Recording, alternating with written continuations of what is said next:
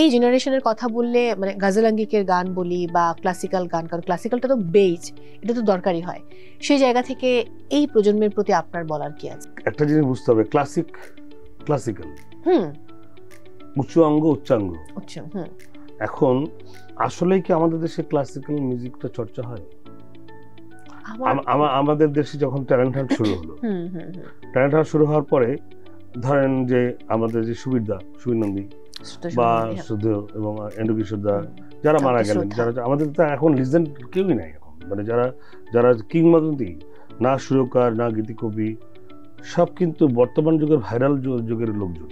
কিন্তু আমাদের দেশের একজন লাকি এখন নাই, একজন নিয়াজ মাহমুদ বেঁচে থেকেও গান করেন না। হ্যাঁ, তারপরে অভিমানে।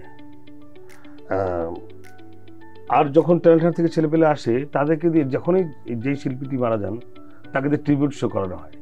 একজনের সিঙ্গিং ক্যারিয়ার 35 ইয়ার্স, ওই ছেলেটা বয়স হয়তো 30 বছর, ও কিভাবে রিপ্রেজেন্ট করবে? সঙ্গীত গুরুমুখী বিদ্যা, তো গুরুও নাই, শিষ্যও নাই, আমাদের দেশে এই চর্চাই নাই এখন।